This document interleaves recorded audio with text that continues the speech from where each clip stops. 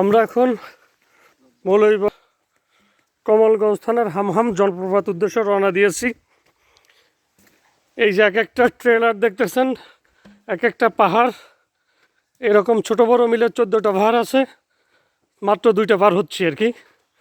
আসলে যদিও দেখা যাচ্ছে এটা তেমন না, কিন্তু সত্যি অনেক উঁচু এবং বেশ খারাপ পাহাড়। ব্লগাররা যে বলে, ব্লগারের কথা বিশ্বাস করি না, বাট ইটস ট্রু। এটা সত্যি অনেক কষ্টকর অভিজ্ঞতা।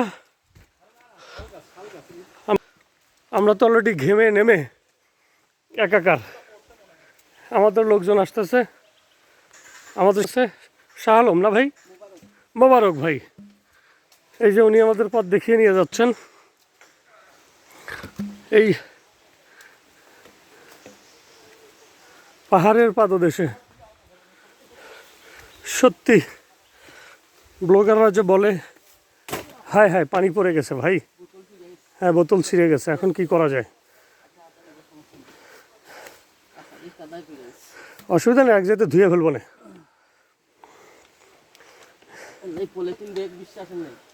পলিথিন ব্যাগ বিশ্বাসের নেই, ঠিক বলছেন। এখন কি হবে? আপনাদের কারো কাছে পলিথিন আছে?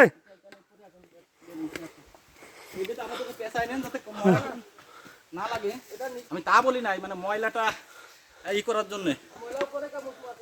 ওকে ওকে ওকে, আসলে বস যা বলছিল, মানে আমার মনে হয় বস ছিল। আসলে এই যে আমরা গাড়ি থেকে নামার সাথে সাথে একটা করে লাঠি দিয়েছেন। প্রথমে ভাবছিলাম লাঠি কেন, শুধু শুধু একটা লাঠি টেনে নেওয়া, কিন্তু এখন বুঝতেছি বাস্তবতা আসলে কঠিন। উইদাউট লাঠি আপনি উঠতেই পারবেন না। আপনি যত এনার্জেটিক পারসন হন না কেন, আপনাকে আটকিয়ে দেবেই স্লিপি রাস্তা। ও হ্যাঁ, নিঃশ্বাসটা অনেক কঠিন, ভারী হয়ে আসতেছে। যাই হোক, একটা খাড়া পাহাড়ি রাস্তা বেয়ে উঠতেছি। আমরা আপনাদেরকে আবার